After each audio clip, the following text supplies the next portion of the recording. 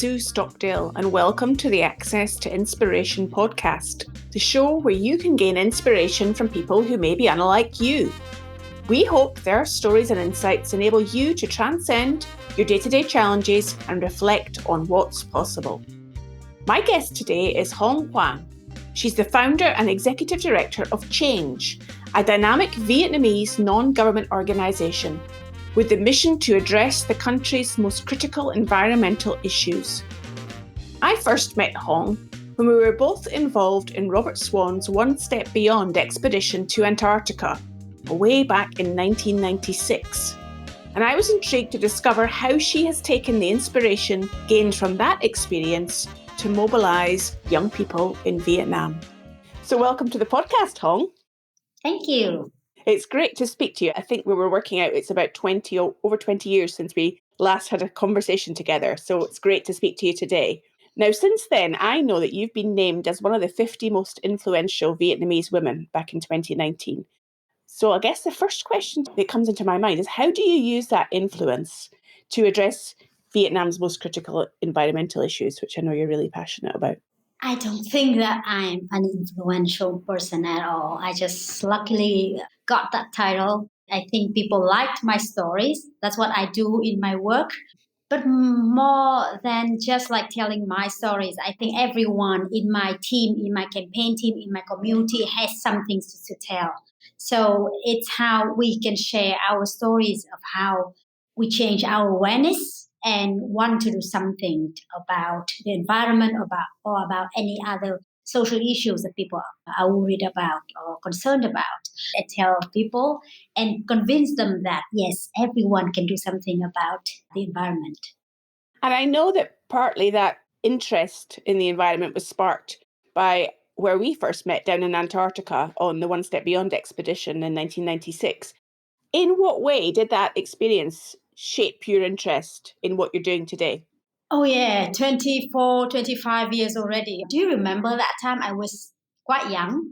And 1996, do you remember that we didn't have, well, at least I didn't have internet in Vietnam. I had absolutely no idea what internet was. And when I saw the first laptop, I think, during the expedition, it was like, what the hell is it?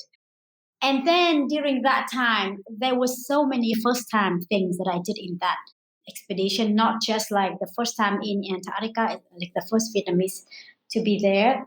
The first time I had seen so much ice and snow.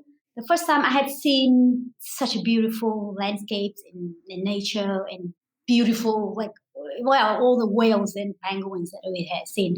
But it was actually the first time ever I had seen some really passionate people. The one who joined our expedition, I don't know if you remember all of them. I just barely remember all their names, but it was really the first time when I had really thought wow, these people are so interesting. They have something they care about. They have some passion that really pull them together and then put all of us in that weird circumstance and do something that I had never done before. I had never heard of all these ozone hole and global warming. All the knowledge and everything that I learned to do that expedition was really mind-blowing. But it's a lot more when we really saw how people were passionate about the environment, which is something I had never thought about. It was really the first time ever I thought of the world, something that is really bigger than myself. It's really something that is larger than life. And I had realized how big the planet is and how little I knew. I knew nothing. I knew nothing about the world and about humanity and about how young people can really come together and do something about the environment. So really that expedition, actually the people who I met there, including you, were the one that really changed all my perspectives and awareness about the world around me and then the environment and why I wanted to do something about it. So it does sound like it had a massive impact on your thinking, Hong. And then I know that each person on that expedition was then encouraged to go back to their own country and do something there. Yet, as you say, you knew nothing about the environment. It was opening up your eyes to that whole new world. How did you take that passion that you developed within yourself forwards to actually make change happen? Because that's the name of your organisation now, of course, which is very relevant. Yeah. So yeah, I agree that all of us had some bizarre, wonderful time together there. I thought that everyone was inspired in their own way. I think I went super crazy when I saw all this amazing nature. And Robert Swan, he was such a crazy guy, but he's totally really, really made me think about why people would think about something else rather than their own benefit or their own life and their own personal interests. So I agree that when we got back, everyone would still pursue their own pathway, their own career, or everyone had their own mission. While probably because I was the first Vietnamese person to have set foot on Antarctica, so it was a little different when I went back to the country and the whole country, really, like the media, went to the airport and welcomed me. And all my friends, they really brought drums and they made noise at the airport welcoming me back. And I was like, oh my God, I have such a privilege. And I wanted to share this privilege. I just cannot keep this for myself. I wanted to share all this excitement and all the things that I had learned from the expedition. And wanted to share that happiness with everyone. So I started to go around and really gave talk to all the universities and organizations, whoever who wanted me to come. I talked on TV and everyone loved my talks. But then that's about it. I just realized that, okay, they really liked my stories. They watched our videos. But when I showed them the videos, how beautiful and wonderful. But then later on, when I really wanted them to organize some environmental, just simple street kind of clean up or beach clean up, and it was so difficult to mobilize people. People like the stories, but that's it. At first, I was very mad, like, oh, how come you said, oh, your story is so nice, but why you don't join me when I wanted you to do something? And I had just realized that it's just basically me. Just a few months back before the expedition, I was probably like the same. I just wanted to have fun. But when I was asked to do something free, volunteer, I was like, why I have to do? It's the job of the Ministry of Environment. It's not me. So I thought that probably all these people that I wanted to change, would need some inspiration. That's why I started to think I had to create more of me around, like really making environmental protection more fun, more inspiring, but more important that I had to empower them to make them feel that they can do something about that. And that's how I started to recruit volunteers and inspire them and train them and do everything so they can just do more work with me. But again, I have to tell you that it was not easy. So 24, 25 years ago, so few people would be interested in the environment. And it was such a long process that I could really turn that situation of just those people who wanted to have some fun talks to the situation right now. Like a lot of environmental leaders in the province is really ready and empowered to do things. It's a 24 years process. It's not easy, I have to tell you. But yeah, I started it and I never stopped. Wow, you got such enthusiasm, Hong. For those listeners of the podcast that perhaps aren't familiar with what are some of the environmental challenges in Vietnam, can you paint a picture for us about what the reality is for you in your country? Actually, Vietnam is one of the fastest growing economy in Southeast Asia. Actually, we had really tough years when I was growing up. So 1980, 1990, after the war, it was really tough for us. So all this subsidy time, we really suffered from after war poverty and really hard years. And then we quickly changed. We had like open door economic policy, and suddenly we became so much better off. And we got new jobs and foreign investments coming in, and the economy was growing up really fast. I had to admit that Vietnamese people are really hardworking and very adaptive, and we adapt quickly to the new environment and economy. So right now we are in the quite a pretty good GDP and economy, not super rich, but we are okay. But going together with the super fast economic growth goes with a lot of environmental and development problems that were usually overlooked just because people were too busy and focused on really getting out of poverty and just building GDP no matter at what cost, you know what I mean? So really right now we are suffering from all the sequences of these years of very fast economic growth without a sustainable development mindset. So pollution is one thing that we are really suffering not just the plastic pollution that is happening globally, but air pollution is really something that really concerns me. Hanoi, Ho Chi Minh City, where I live, are always on the top of the worst air quality in the last few years. Of course, plastic pollution, we are the worst, the fourth worst around the world. And climate change. So, Vietnam is a long country and we have very low land, coastal, and we are one of the worst affected country by sea level rise and climate change. We had so many typhoons and really worsen floods every year and erosion and drought. And because of sea level rise, we had the worst drought and salinization last year, the worst ever. So we had all these kind of very bad climate and environmental crisis. And on top of that, we have lost so much biodiversity because, again, people are not really care about wildlife and forest protections. And so we've lost most of the wildlife and forests. So a lot of those issues, to me, someone who has traveled the world and I have seen beautiful places, and I saw beautiful places in Vietnam, and I see them really disappear so fast because of the fast economic growth.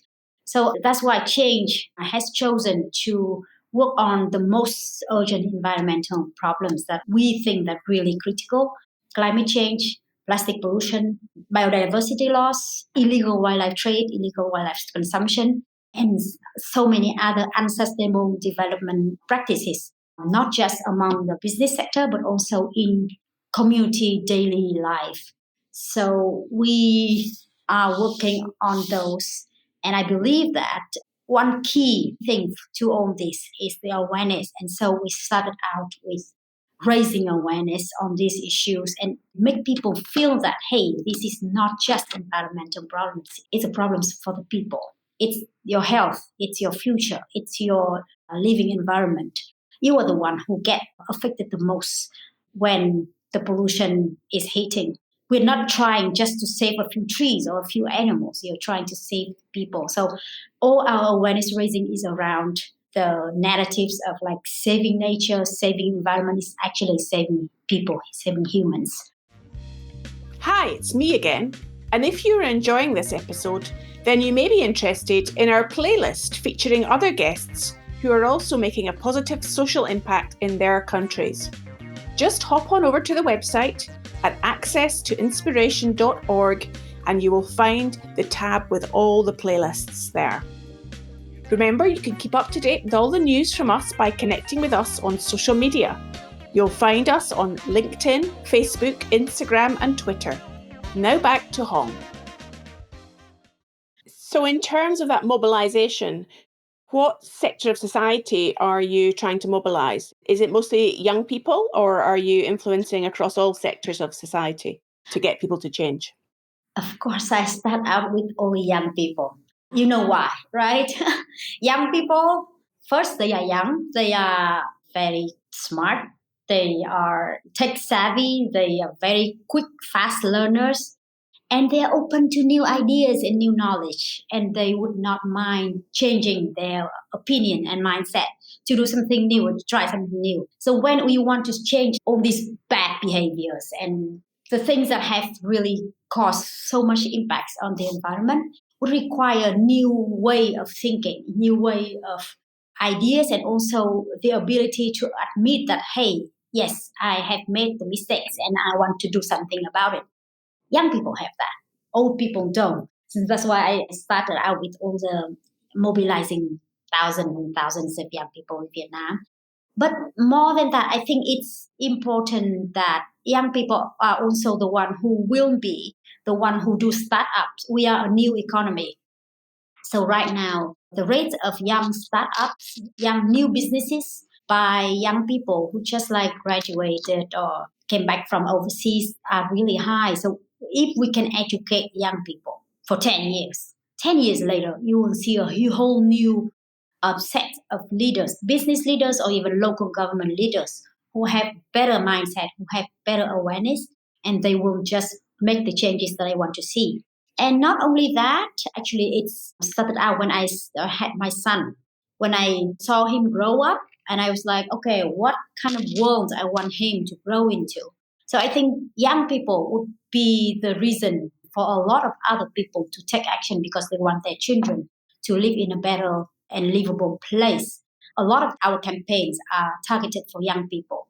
I see the roles of other sectors as well. And I think young people, they're great. They are innovative, they're fast, they are everything. But if they don't get support from adults, from businesses, their passion will die down very fast. Just exactly like me. After I went back from Antarctica, I had all this passion. And then after a few years spending all my savings, and I was like, I don't know what to do. So the same thing with the community groups we work with in Vietnam. We train them, we brought the project with them, and we empower them. We do so many things to help them build their projects. But after a year, if they don't continue to get support from the local government or from the businesses or from the adults, from basically the people who have the resources, they couldn't do anything anymore. And that's why now we bring businesses to the local community campaigns and they help out because the local communities and the young people are the ones who are aware, who understand the local problems. The businesses or scientists, academia, and so many other media, even sometimes celebrities, they want to do something, they just don't know what they should work on. And so it's very important that I work with the young people, but also I have to connect them with all the resources and connections and other communities for them to collaborate with each other for longer term impacts. So it's really about a bigger system. You're influencing a bigger system by bringing people together. I know you were selected as an Obama Foundation Scholar in 2018 and went to New York City to do that. What did you learn from the program and what did you bring back to your work? I think that was probably the most empowering 10 months of my life. Well, after the Antarctica thing. But yeah, I was selected, luckily, among 12 selected from 12 countries. And the other scholars who joined the same cohort with me, they came from all different continents and they work on different sectors. So health, they work on like women's rights or public policy, or like they work on totally different issues that I did. But when we came together, and I just realized that no matter who we are, no matter where we come from, what continent, and what we are interested in, we all want to work towards some positive changes for the society and for the community.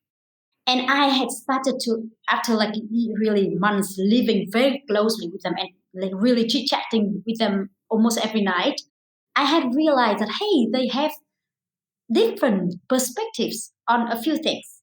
And I just realized how any one of us, me including, we can usually look at an issue that we're concerned about from our own angle. So when I really want to save the rhino, want to save a river, I just look at this issue from the perspective of an environmentalist. I really didn't really look at that from the health perspectives or from the transparency perspective. But being with those wonderful scholars, I have learned that I really need to have a much broader perspectives when I look at any issue, anything. And if I organize my campaign and projects, I would really need to have that kind of perspectives from all different angles so that I can understand the stakeholders involved in the issue. And I can see the issue from other people's perspectives, not just mine. And only by doing that, I can engage other people from other communities, business communities, for example. They might have totally different perspectives from mine. And if I had learned to look at things from their perspectives, then I would be able to engage them. And so I think that is the biggest learning I got from that program, like really seeing things at a much macro, inclusive level. And since then, I had realized that I could engage so many more communities and get so much more support for our projects compared to before the program. I think it was amazing learning experience. As you say, it's taken your awareness about the power of influence to a different level. Yeah. As you say, it's a long-term journey that you're on. It's not going to happen in a month or a year. I'm imagining that many people need to understand and be able to measure the success that's happening to keep motivated. Can you share with us some of the successes that your organisation has had or the impact? This is difficult. I think environmental protection is a cause that is really difficult to show the results or impacts in numbers. Because how can I prove that, hey, the environmental performances have improved since we did these campaigns? It's really difficult to see if the air is better. Well, of course, we can have some measure to do that, but it will take years until you see the results. It's not like you work for some charity organization when you can build a school for 200 kids, or you can help a few families. The results can be so direct and so easy to see. And it's also one of the challenges that I had when I come and talk to either business partners or government or even the community. Like when they ask me, prove me that your work would work. And I really cannot say that. So I have to say that many times my team and I would feel really discouraged, like, we work so hard and nothing changed because it's still so polluted. The air is still so bad. The rivers, the oceans are more and more polluted, and we feel like we wasted all these efforts and money. But then we will have to look at the change that you see over the much longer period of time. So I had to really look back, 1997, when I went back from Antarctica. And it was so difficult for me to just really mobilize like 30 young people to just go and do a beach cleanup. But now, easily, I can really name easily on social media, even the groups that I had no idea they exist. There's so many groups, environmental groups in the community that are doing all this environmental protection organizing everywhere. So I really see the changes in people's awareness and behavior. On one side, you saw that 10 years ago, there were very few people who talk about air pollution. Right now, when we had some really bad air 2 years ago, and the people in Hanoi and Ho Chi Minh City post so much on social media, so much, that would put the government to admit that, yes, it's polluted. And now they had to issue new regulations, and they had to install air sensor everywhere in the city just because of the pressure from the social media.